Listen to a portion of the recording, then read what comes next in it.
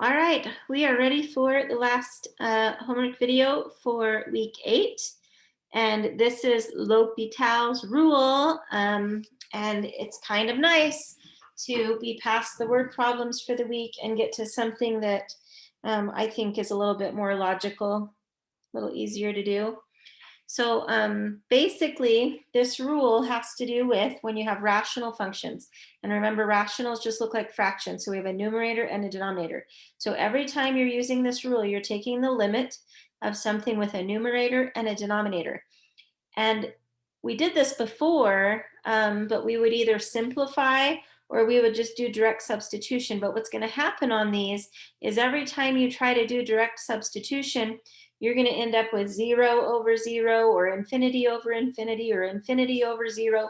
You're going to end up with something that just doesn't work. And so what this rule basically says is that we can use derivatives to simplify until we can get to something where we can take the limit. So I picked 3 different problems. The first ones we're finding the limit as x approaches 1. And then number 2 is x approaches infinity. And my third one is x approaching 0. But the way that you do it is always the same. So you can double check if you'd like, but if you plug in 1, you would end up with a divide by 0 error and a divide by 0 error here. And so, or pi over 2 would end up with a 0. And so anyway, we've just got a lot of trouble going on here. And so we do need to use L'Hopital's rule, and we do need to find the derivative. So I'm just going to kind of put a little arrow here to show that I'm finding the derivative, but you're still finding the limit as x approaches 1. That part's not going to change, but we're going to find the derivative. And remember that the derivative of cosine is negative sine. So that negative is going to turn to a positive, and then that's going to be 4 sine of pi over 2x. And then we need to multiply by the chain rule here. And so remember that that's really like x to the negative 1. And so then the chain rule would multiply by a negative pi over 2 and then x squared technically, or if you want to write it kind of out to the side, it would be x to the negative 2 like that. You're going to end up plugging in a 1, and so that's going to just be a 1. So it doesn't matter too much. The negative pi over 2 matters, though, to make sure you have that there. And then we're going to divide by, and then separately, not using quotient rule, because this isn't a derivative problem. This is a limit problem. So don't do quotient rule. That would be a very bad idea. You just take the limit of the top separately, and then we're going to take the limit of the bottom separately. And remember that the limit of a natural log is just 1 over this. And so that's going to be 1 over x to the 4th, but then we have to do the chain rule there. So we're going to multiply that by 4x cubed. So x to the 4th chain rule would be 4x cubed. And then you're going to notice that 3 of those x's cancel. So you're going to end up with this over, and then it would just be 1 over x. And so that simplifies that quite a bit. And then 4 over x, sorry. And then I think we're to the point now, even though it looks really messy, that we actually can just do direct substitution now. So let's just try it just for fun. So if I do just direct substitution here, actually, let me just rewrite this a little bit neater. So 4 times that negative pi over 2, the 4 and the 2 is going to reduce to negative 2 pi. So we have negative 2 pi and then times sine of pi over 2x. And then remember I told you that we have that x to the negative 2. We're going to plug in a 1, so that doesn't even matter.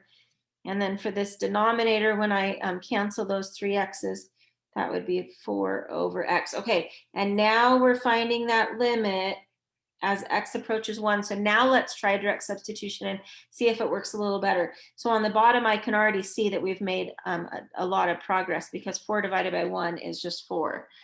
And so that's a huge difference there, because before I had 0 on the bottom and it was all messed up. And then we're going to multiply by negative 2 pi. And then again, when you plug a 1 here, 1 to any power is just 1. So that's just nothing. And then a 1 here would be sine of pi over 2. Well, if you picture on the unit circle, pi over 2, this would be the 0.01. And so that sine value is just 1. And so the sine of pi over 2 is just 1. So I'm really just multiplying negative 2 pi times 1 times 1. So it's just that. And then if I reduce that, that's just negative pi over 2. And that would be the correct answer. And so remember, we're not finding derivatives, we're finding limits, but we're basically using a derivative to find what was an impossible limit. So originally this would have been impossible, we would have been kind of stuck. But with this rule, we're able to find a limit that was impossible to find. Okay?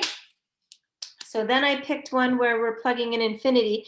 And again, if you try to do direct substitution and you plug in infinity, I've got infinity squared plus more infinity, and I've got infinity up here minus some infinity. And when you have infinity plus infinity divided by infinity, like you don't even know what's going on because it's just, that's way too confusing for our brain. And so what this rule says is I can simplify this using derivatives. And so it's still going to be the limit as x approaches infinity. I'm not changing that, but I'm going to find the derivative of this. So that would just be 17.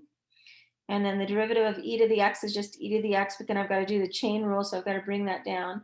So that would be minus 7 e to the 7x, because the derivative of 7x is just 7. So that's the chain rule part.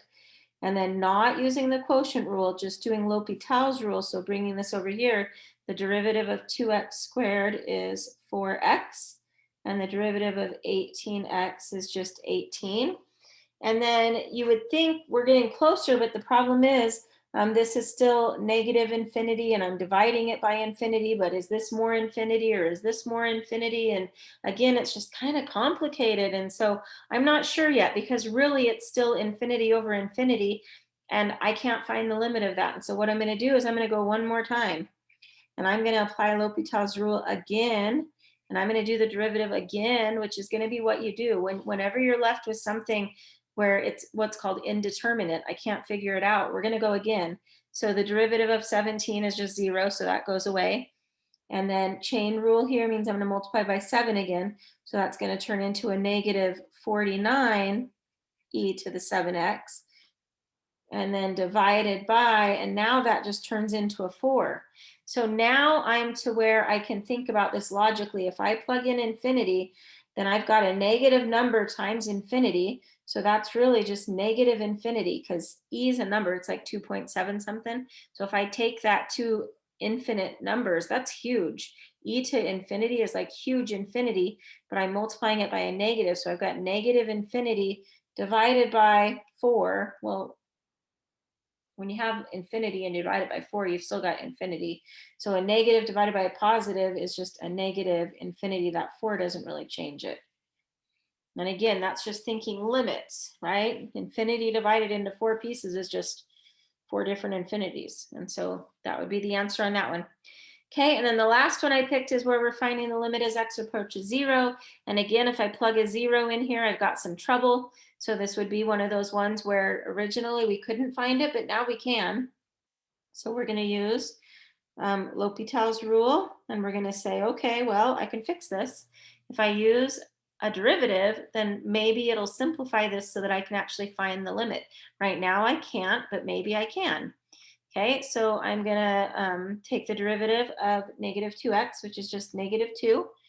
And then remember that the derivative of sine is just cosine, so that's gonna stay exactly the way it is, but I'm gonna change it to cosine.